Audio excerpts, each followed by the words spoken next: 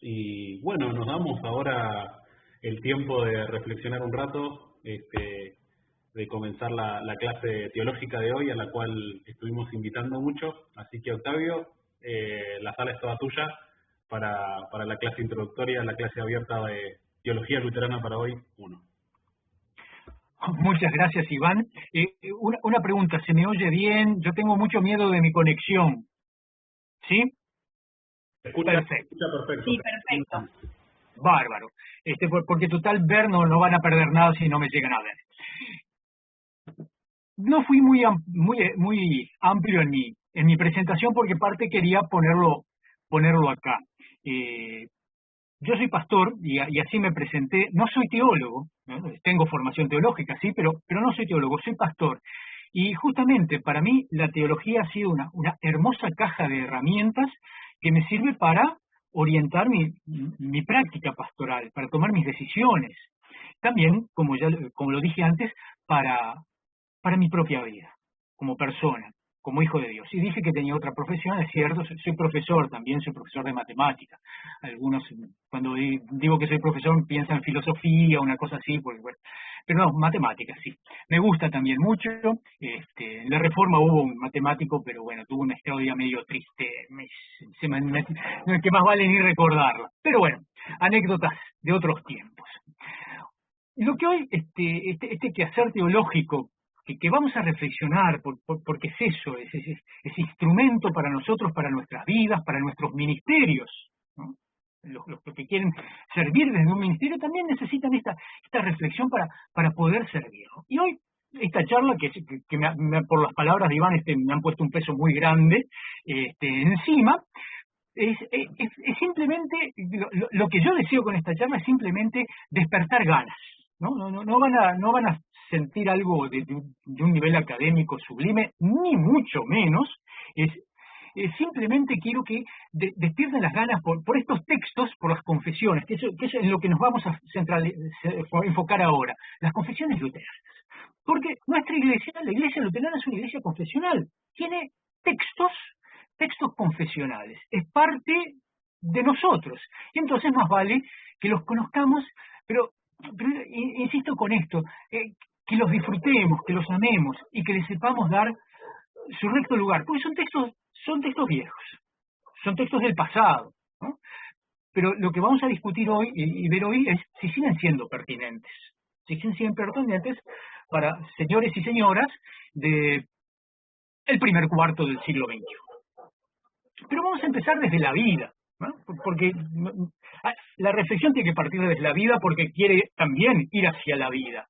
Y yo pienso, por ejemplo, y bueno, ya calcularán por lo que me falta acá cuántos años me sobran, de mi confirmación, ¿no? Y calculo que acá, porque veo varias caras, me alegra ver varias caras conocidas y otros rostros que no conozco, pero que me va a alegrar muchísimo y que me está alegrando poder conocerlos.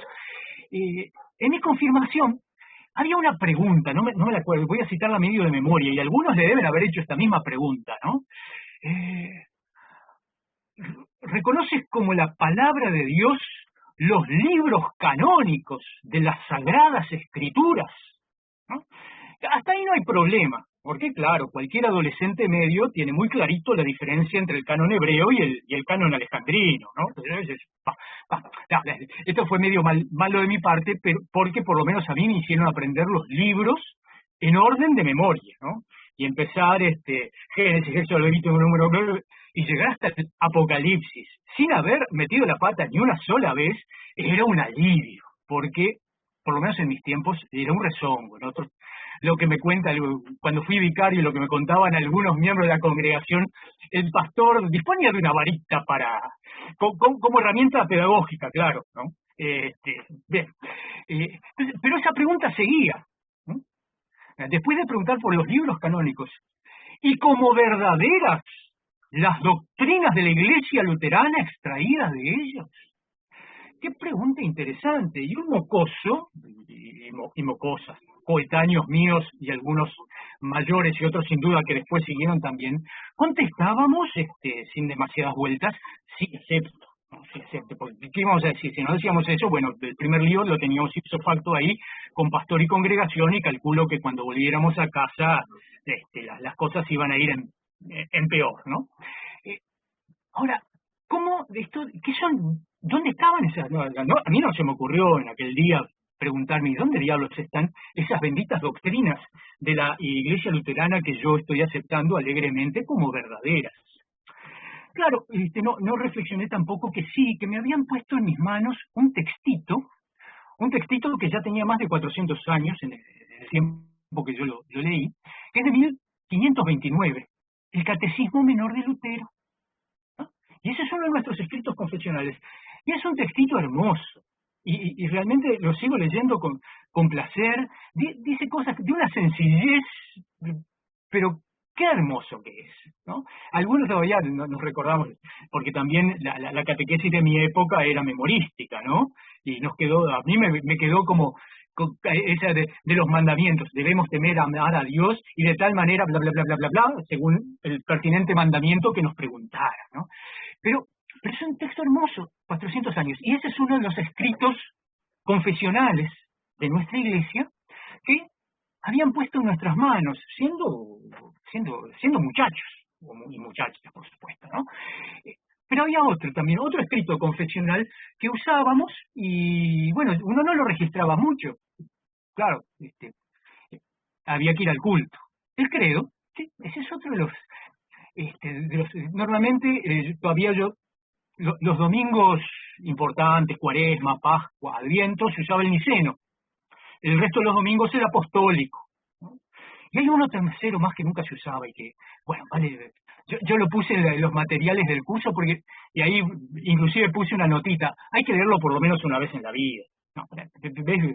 Sirve para algo. Bueno, eso es lo que nos vamos a centrar, esos escritos confesionales, que están contenidos en un mamotretito, en este libro, el libro de Concordia, miren, es bastante gordito, esto es una Biblia, así que los luteranos evidentemente nos gustan mucho los escritos confesionales, esto es bien gordo. Así que lo que vamos a hacer hoy es mirar un poquito qué contiene este bendito libro de 1500, publicado en 1580, no es una fecha cualquiera, se celebraban los 30 años de la presentación de la Confesión de Augsburgo, que es otro de los libros aquí puesto. A ver, ¿qué cosas tenemos? ¿Cuáles son nuestras bases confesionales que nos identifican, que nos hacen sentir, bueno, nosotros somos parte de esta comunidad que también es parte de comunidades más amplias? Porque justamente los 3 primeros documentos que aparecen en este libro nos unen con el resto del mundo, con todos los otros hermanos que confiesan, con todos aquellos que confiesan que Jesús es Señor. Esa es la confesión principal de la Iglesia, es el dogma. Jesús es Señor y no otro, ¿no? Y han habido, y fíjense que esto de confesar que Jesús es Señor no es una cosa baladí, porque en confesiones, que no está acá, es una confesión mucho más moderna, por la década del 30, hubo una confesión que tuvo que poner por escrito, bien que necesario, que el único Señor es Jesús y no otro, ¿no? Y si alguno ya se avivó, es la confesión de Barmen, ¿no? Miren qué cosa. En 1937 hay que generar un documento que reinsista con esto tan básico. Bueno, estos 3 primeros documentos nos unen a todos aquellos, a esa nube de testigos, como dice Hechos de los Apóstoles, que confesamos que Jesús es Señor. Estos 3 documentos, de orígenes disímiles, dos los conocemos, uno lo debemos conocer muy mucho y hasta nuestra memoria da cuenta de ello, que es el credo apostólico, que los que tenemos la bendición de poder ir el domingo al culto, y lo digo en el sentido de que no tenemos la posibilidad de la presencialidad en muchos casos, lo decimos, el credo apostólico. Después tenemos el credo niceno, cuyo nombre completo es medio largo y sirve para vocalizar bien, credo niceno constantinopolitano, ¿no? De este tipo trabalenguas. Tiene otro origen, es el resultado de un par de concilios, y que tiene alguna picardía más, pero ya esa es de épocas de los reyes carolingios, ¿no? Y el tercero es ese que se lo llama a veces credo atanasiano, pero el pobre de Atanasio, un gran defensor de la fe trinitaria, no tuvo nada que ver con él. Otros lo llaman símbolo quicunque por la primera palabra en latín, porque es un texto escrito en latín, es un texto occidental. ¿Sí? Y esos son los tres que llamamos los credos ecuménicos y que compartimos con las iglesias cristianas. Y yo dije que había una picardía por ahí, ¿no? Porque estos credos que nos unen, hay uno de ellos que tiene un aditamento y entonces no se enraiza a nosotros, los luteranos, en la iglesia occidental. Y esas son nuestras raíces, porque uno debe conocer sus raíces para poder moverse, si no es como el tamo que lleva el viento, ¿no? Nos enraiza en la iglesia occidental. Y es la picardía que hay, o es una palabrita que buen escandalete logró hacer en el credo niceno. Si alguno se lo acuerda, dice, y creo, cuando habla del Espíritu Santo, creo en el Espíritu Santo que procede del Padre, y les decía que en época de carolingia, ¿no? ya siglo IX, Occidente agregó y del Hijo. Y esta es nuestra comprensión, y creemos que el Espíritu procede del Padre, pero también es Jesús, y ahora en Pascua se lee algún texto que habla, para fin de la Pascua, no más bien, de que este Jesús que sopla sobre sus discípulos y les da su Espíritu. Pero la Iglesia de Oriente a esto no le ha gustado, y no. Y en realidad tiene razón porque no estaba en el texto del concilio de Constantinopla, en eso hay que reconocerlo. Pero para nosotros, los occidentales, la cosa es importante. Está bien, estos credos que nos dan identidad, como el resto de los escritos confesionales, nos dan identidad, pero eso no nos hace perder el amor y el respeto por el prójimo, ¿no? Por eso ya no es un problema confesional, es un problema de estupidez humana nada más, no respetar. Por ejemplo, nosotros los luteranos en general, por lo menos las iglesias europeas que conozco, cuando hay en una celebración ecuménica hermanos ortodoxos presentes, omiten, si se reza el credo niceno, omiten el y del Hijo. Por amor, por respeto, total, uno sigue creyendo que procede del Hijo. Pero bueno, porque dar escándalo no sirve, no construye nada, dar escándalo es mera necedad. Entonces, cuando están por amor a los hermanos ortodoxos, no decimos el y del Hijo, pero reconozcamos que este agregado nuestro no se enraiza a nosotros como luteranos en la Iglesia de Occidente, con sus virtudes y con sus defectos, lo cual no priva que amemos y que respetemos todo lo bueno que tiene Oriente, ¿no? Porque la Iglesia de Oriente ha dado teólogos brillantes y todavía seguimos leyendo, o bueno, los que les gusta la patrística, claro, textos de teólogos orientales que son maravillosos realmente. Bien, entonces estos tres credos son los que llamamos los credos ecuménicos y que forman la primera parte de nuestro libro de Concordia. Y ahí, el tercero, perdón, qué cosa, ¿no? No profundicé mucho con el credo de Atanasio, que lo puse por ahí. Cada uno tiene su contexto, ¿no? Que es importante, porque estos documentos, porque como son del pasado hay que entender sus contextos.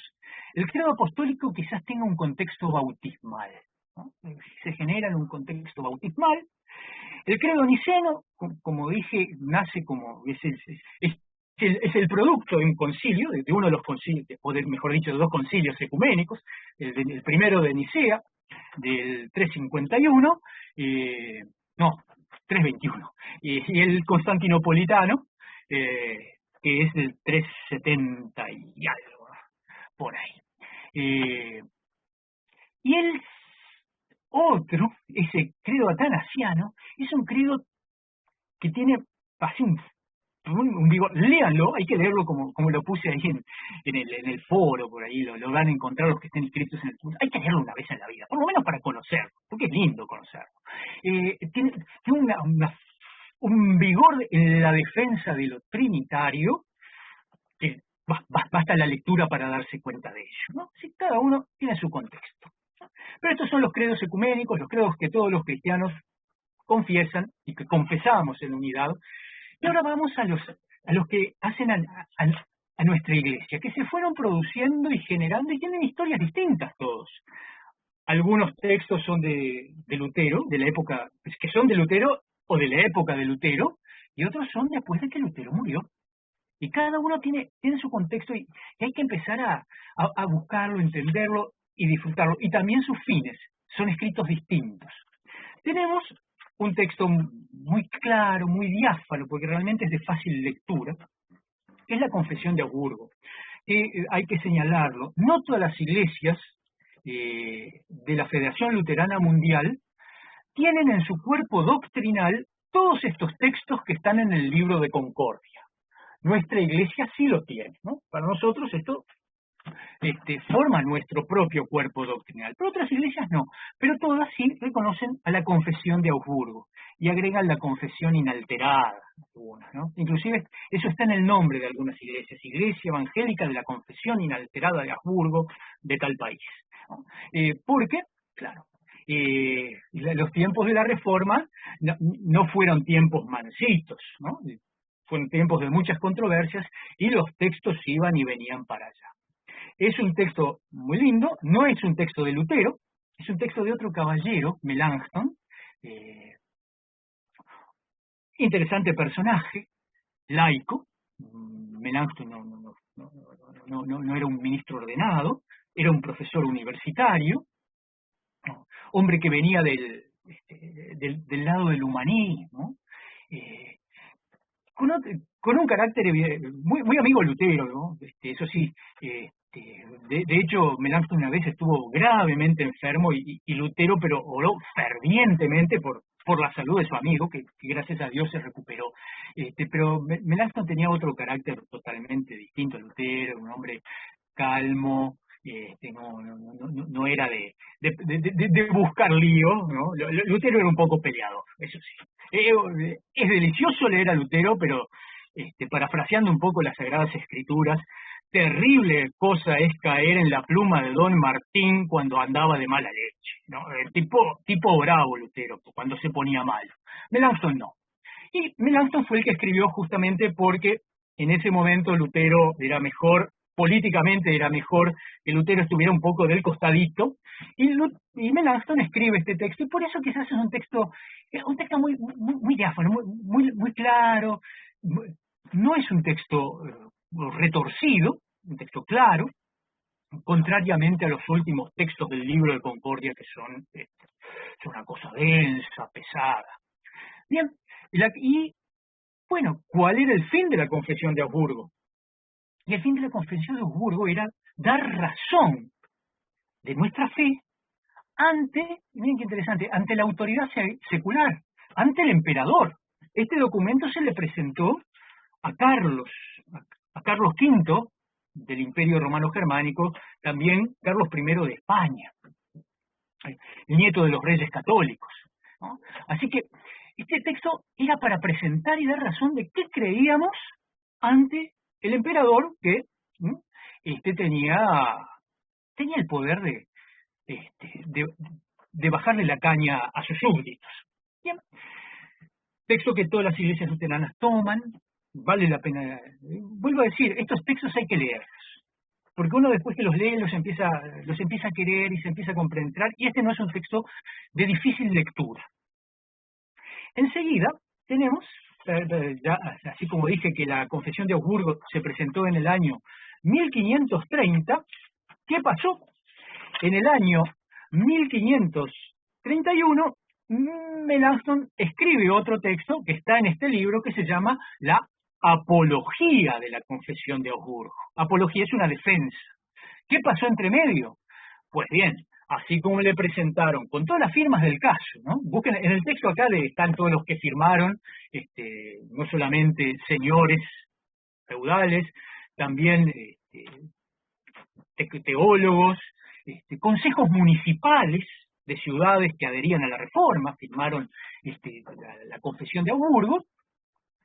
El emperador lo agarró, lo recibió y se lo pasó a los teólogos católicos. Los teólogos católicos lo agarraron y lo destriparon y le dieron todo, aunque en algunos artículos dicen, no, acá no hay nada para decir en contra. Esto no encontramos ninguna cosa incorrecta. A ese documento que escribieron los teólogos católicos se llama la Confutación de la Confesión de Augsburgo. Y entonces, a posteriori, pero esta ya no se pudo presentar porque Carlos ya no quería oír nada más de estos líos.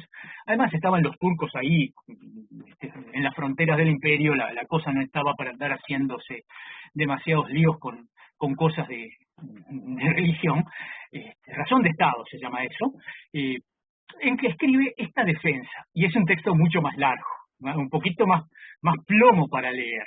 Un texto muy interesante, pero también con el mismo estilo de Melanchthon, un poquito más duro, porque la Confesión de Augsburgo es muy conciliatoria, no busca de resaltar la diferencia, sino pone más cosas de común, aunque señala las cosas que no van bien.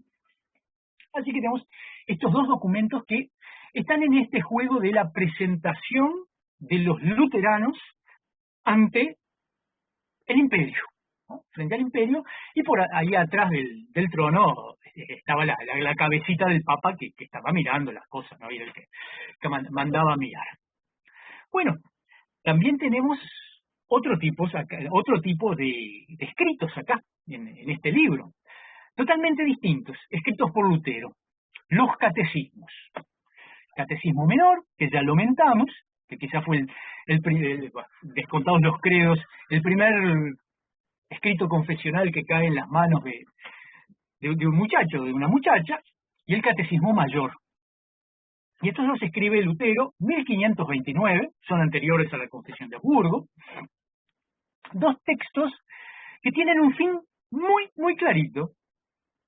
Su nombre lo dice, el fin es catequético, tiene un fin de enseñanza, no de llevar contrarias, no de exponer fe, en el sentido de la Confesión de Augsburgo, sí exponer la fe como catequesis, ¿no? Y son dos, el catecismo menor, ¿no? Y el catecismo mayor, porque sus destinatarios son dos grupos poblacionales distintos. El catecismo menor, y eso lo dice en su prólogo, ¿no? Para que el padre de familia, ¿no? Hay que imaginarse la sociedad de aquel momento, enseñe a los suyos, mujer, niños, siervos, las doctrinas cristianas. Así que, sin duda, un buen padre de familia sajón, catecismo en mano, una vara sin duda en la otra, porque esa era la catequesis de la época, también requería de eso, podía enseñar cristianamente a su familia, ¿no? Y en el entendido que familia incluye también los siervos, ¿no? Entonces, estamos en el siglo XVI, ¿no? No traslademos cosas de hoy al tiempo del pasado. Y el Catecismo Mayor, que ese es otro de los libros que recomiendo, hay que leerlo. Vamos a ponerlo también, no lo puse. Ya puse la Confesión de Augsburgo, sí la puse. Si alguien se consigue esto, mejor. El Catecismo Mayor tenía otro destinatario. Clérigos, interesante. Porque, sí, Lutero se dio cuenta que en su tiempo había muchos clérigos, muchos curas ahí en parroquias, sobre todo las parroquias rurales, ¿no? Que eran medio brutos. Sí, les faltaba un poco. Y la intención de Lutero era proporcionarles un texto que le sacara un poquito de lustre, ¿no? Por lo menos devastara las cosas más groseras. Pero es un texto hermoso. Las explicaciones, por ejemplo, el primer artículo del credo sobre qué significa eso, creer en Dios Padre Todopoderoso, es hermoso. Insisto, son textos dignos de leerse, son bellos, ¿no? Y confieso, yo soy un señor nacido en el siglo XX, estoy convencido de lo que dice ahí. Sí, es pertinente para mí, y lo sigo reconociendo, y cuando digo el credo el domingo, digo, sí, esto es así. y recuerdo lo que dice, en general recuerdo más lo que dice el Catecismo Menor porque me lo hicieron aprender. Y bueno, pero creo que de todos modos, si uno lo lee, hay una buena traducción al castellano. Si alguno ve atrás mío, hay unos libros de Lomito Azul.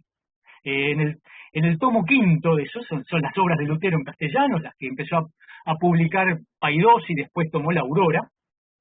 Está ahí, es una muy buena traducción del castellano. De todos modos, si uno lo lee, o sea, el Catecismo Menor es simple, es para que aprenda un gurí. Pero el Catecismo Mayor hay que pensar. Es un libro que nos deja pensando, las explicaciones ahí son profundas y realmente pienso que de seguro a muchos de los curas ahí medio brutos de algún pueblito rural de medio de las montañas de Turingia, ahí no deben haber entendido ni medio. Pero bueno, Lutero se esforzó para que también esta gente pudiera acceder. O sea, estos dos textos confesionales tienen un fin catequético, con dos poblaciones objetivo distintas. Y son ambos del 29, o sea, un añito antes de la Confesión de Augsburgo, cuando todavía las cosas estaban bastante revoltosas, ¿no? Piensen que las cosas se disparan en el 17, es apenas una década y poquito después. En el 21 es excomulgado Lutero, y del 21 hasta acá Lutero escribe, son ríos de tinta que corren por su escritorio, ¿no? Y produce muchísimas cosas, y quizás es una de las épocas más lindas de él, ¿no? Los escritos del Lutero tardío ya son un poco más amargos, ¿no? Lutero tiene sus amarguras para el fin de sus días, pero estos son textos muy frescos, muy lindos. Bien, tal como dije, se presentó la Confesión de Augsburgo, fue confutada, no dieron bolilla a la defensa que Melanchthon hace de la misma, y entre medio va a aparecer otro texto acá en el libro de la Concordia, que son los artículos de Esmalcalda. Llevan este nombre por una ciudad, la ciudad de Esmalcalda. Pero en el medio, son del año 37, 7 años después de la entrega a la Confesión de Augsburgo. Eso sí, los escribió Lutero. Y ahí sí, la pluma de Martín no tuvo ningún empacho en decir todo lo que quería decir, ¿no? Claro, entre medio pasó algo. Hubo un concilio. El Papa llamó un concilio que se reunió en el norte de Italia, en Mantua. Y bueno, por eso escribió Lutero. Hay que leer los artículos de Esmalcalda y uno se da cuenta que en el concilio de Mantua las cosas no marcharon, no fueron nada conciliatorias con la Reforma.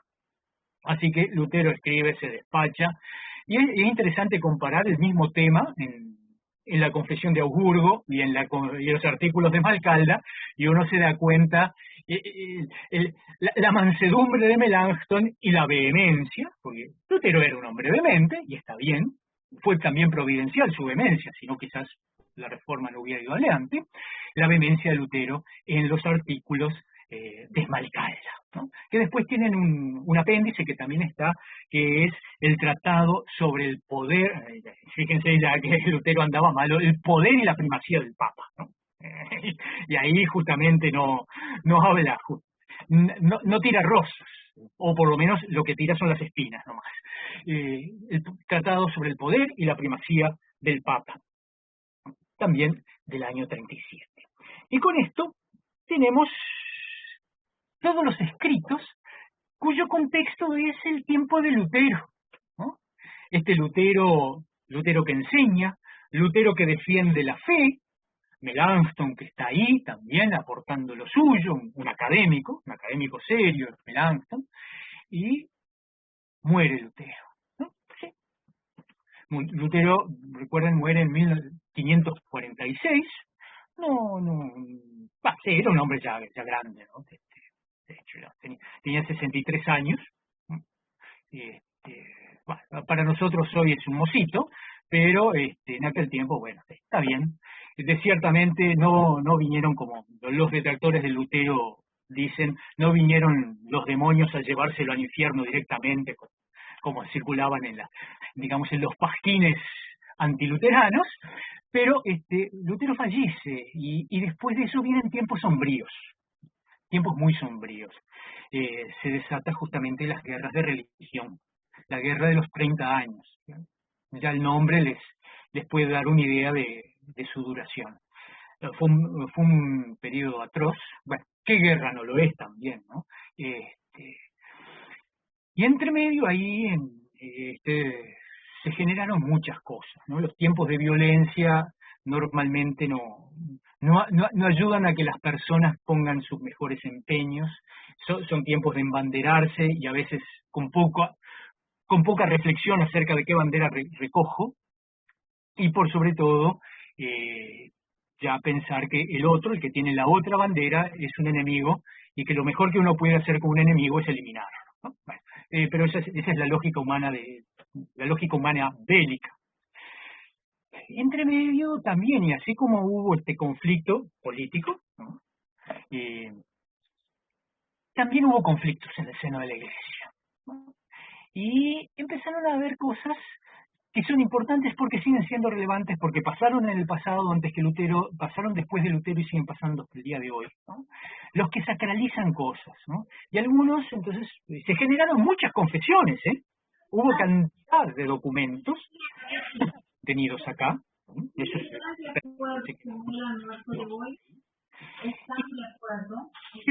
después de muerto, algunos empezaron a decir, bueno, Lutero sostenía esto, las cosas que yo hago se hacen así porque es como las hacía Lutero.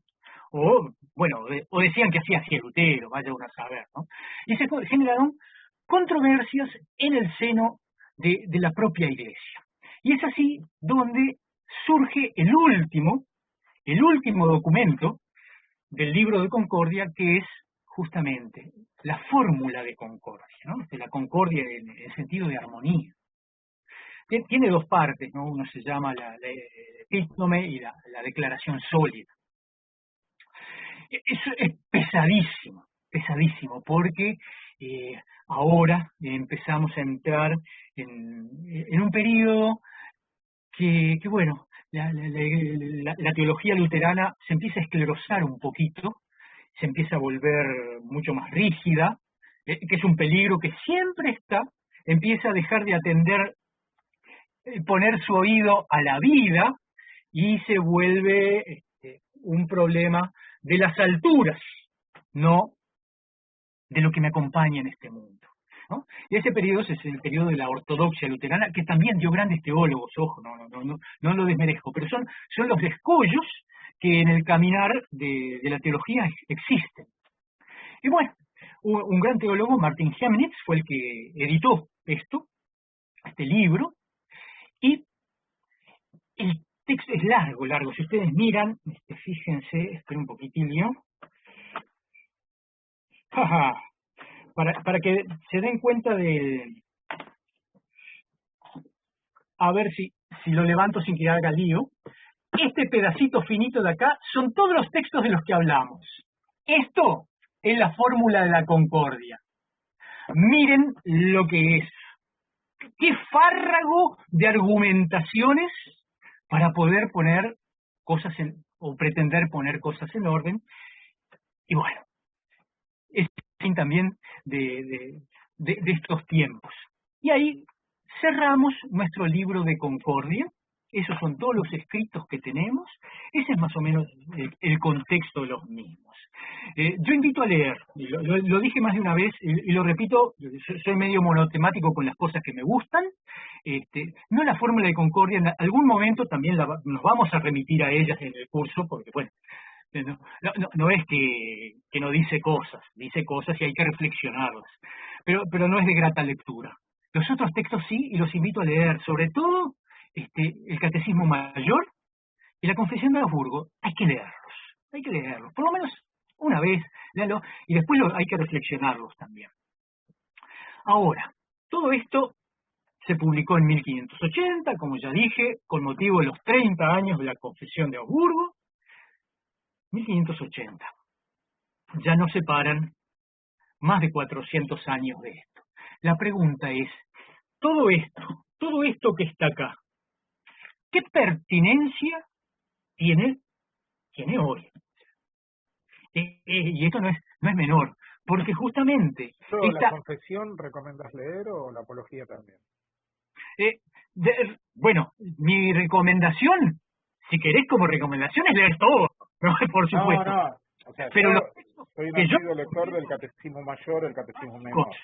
Catecismo Mayor, porque el menor es una pasadita, es muy breve. El Catecismo Mayor lo leo. A veces, quien tiene ganas, vaya a ver cómo después Melanchthon se explaya sobre cada artículo, porque la apología sigue artículo por artículo y hace mención a lo que los confutadores católicos dijeron, ¿no? Porque es una defensa. Entonces, a veces la labor de comparación es buena, agrega más cosas, ilumina más, y bueno, si uno quiere, pero yo digo, por lo menos Confesión de Augsburgo y Catecismo Mayor hay que leerlos. Y no son textos que amarguen la vida al lector, son textos lindos y profundos, y hay que meditarlos. La confesión es mucho más diáfana que el catecismo. El catecismo hay que ponerse cera, no es una novelita para leer, ¿eh? Bueno, este libraco de más de 400 años, ¿cuán pertinente es todo este contenido hoy?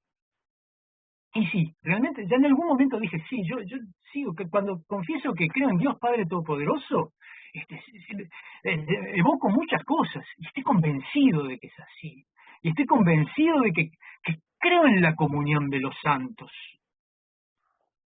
que es la Iglesia, ¿no? O sea, sigue alimentando mi vida, pero además en cosas mucho más concretas, y como el tiempo va corriendo, quiero cerrar con algunos temas, así, cosas muy, muy puntuales.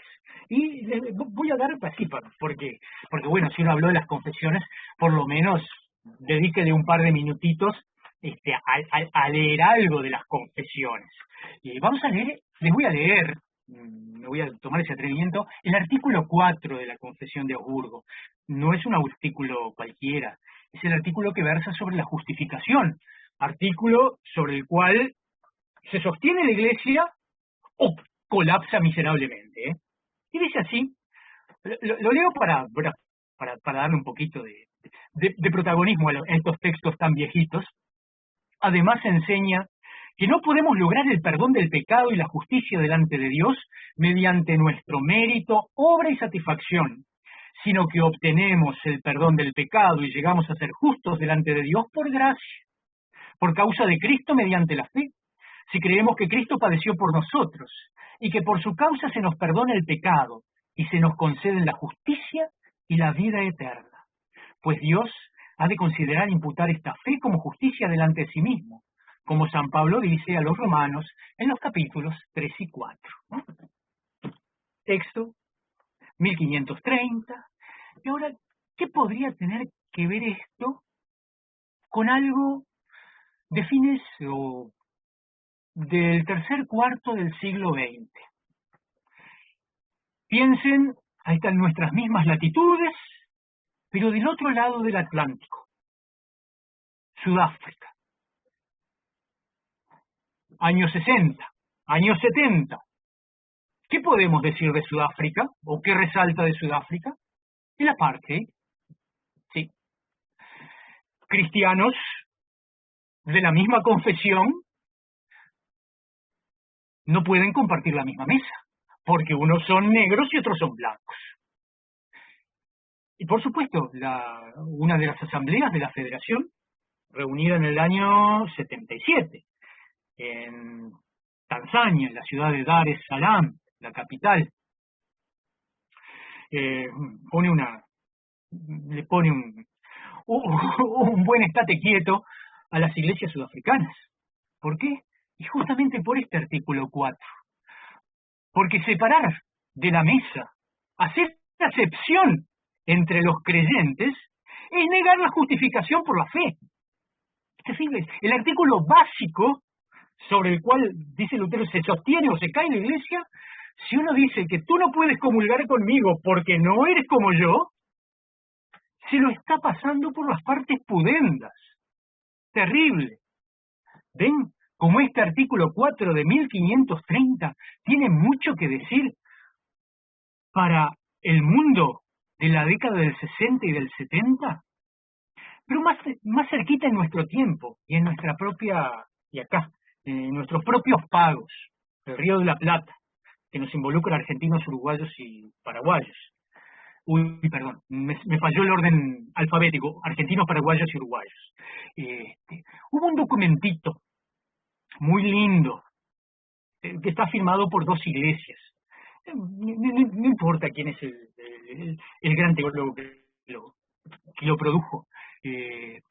Cuando en la ciudad, que era en la ciudad de Buenos Aires que se discutía el tema del matrimonio igualitario, era solo en Ciudad de Buenos Aires, ¿no? No importa, pero creo que en esa época ni siquiera se usaba el término matrimonio igualitario, creo que había algo un poco más tosco, ¿no? Pero bueno, no importa.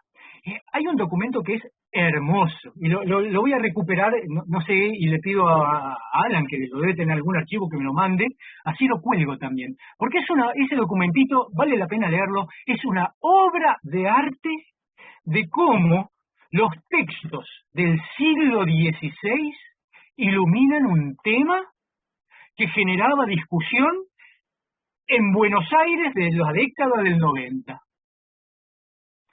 Sí, estos escritos son pertinentes para hoy, siguen siéndolo en la medida de que usemos nuestra cesera. Si lo tomamos como letra fría y muerta, que lo hay, que quienes los hay, porque yo encontré un PDF del libro de Concordia, pero en una página que me dio un poco de miedito. Quizás el texto está incorrupto, pero la página no me gustó. Perdón, soy un viejo prejuicioso. Sí, leen esto, no. Dice, no, eso no es, así no es pertinente para ningún momento distinto de 1530. Pero sí lo son cuando quien lo abre y lee este texto tiene una mirada teológica, ¿Puedes saber la página? Porque yo lo tengo en PDF. ¿Usted tiene todo el libro de Concordia en PDF? Sí, sí. Este artículo que yo leí está, por lo menos en mi edición, página 29. Artículo 4, la justificación. Pero yo lo tengo en página 19. Bueno, ahí la paginación se puede complicar. Por eso es mejor manejarse diciendo artículo tal, línea tal, sí. Como en la Biblia, el mismo versículo, no en todas las Biblias está en la misma página. 5 Biblias diferentes. Tal cual. Además, bueno, no sé, ojo, que si alguien se logra hacer con este libro, sea en formato papel o en un formato electrónico, hay una fe de ratas también. Yo la tengo, no sé si alguien la tiene escaneada, yo la tengo en papel, pero mimeografiada, yo tengo cosas de hace muchos años atrás, pero tendría que tenerla también, quien lo consiga, tiene que tener esa fe de ratas por las dudas. Algunas cositas pueden no llegar a ser niñas, pero de todos modos, vuelvo a la carga con esto. Son relevantes estos escritos, hasta el credo apostólico, hasta la última línea de la fórmula de Concordia, siguen siendo relevantes cuando realmente los leemos con mirada teológica, haciendo teología, no transformando la teología en la acción de un loro que repite. Eso no. Ser loro no es hacer teología. Ser teología es mirar la vida, o mejor dicho, escuchar a Dios, mirar la vida y usar la cesera, que para eso el Señor nos la ha dado.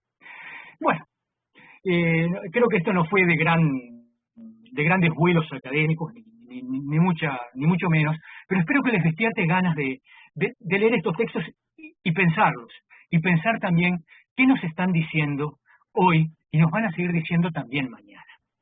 Y poder sacar ese tesoro que está en estos textos tan viejos y que allá hace añares, uno dijo, sí, acepto esto como las verdades tomadas de las Sagradas Escrituras, no fue tan vano, no fue cosa de un muchacho que, bueno, después iba a comer una torta y un rico almuerzo en premio a su confirmación. Esto es lo que, bueno, a partir de esto, también en el curso, ojo, vamos a utilizar otros textos de Lutero y de algún otro teólogo suelto por ahí. De hecho, puse, para empezar, el texto de un teólogo bastante más cercano a nuestro tiempo, una obra publicada por la década del 50, un señor alemán que terminó su vida en los Estados Unidos, Paul Tillich. Vale la pena leerlo. También es un fragmentito que puse para reflexionar un poco. Pero bueno, toda esa inmensa nube de testigos que nos da testimonio justamente de la acción de Dios y de cómo esa acción de Dios ilumina nuestras vidas. Bueno, eso es lo que vamos a tratar de hacerlo, pero refiriéndonos a estos textos que hacen a nuestra propia identidad. Les agradezco mucho la gran paciencia que me han tenido y me siento muy feliz de, bueno, con algunos de ustedes seguir encontrándome en estos meses que vienen a continuación. Muchas gracias.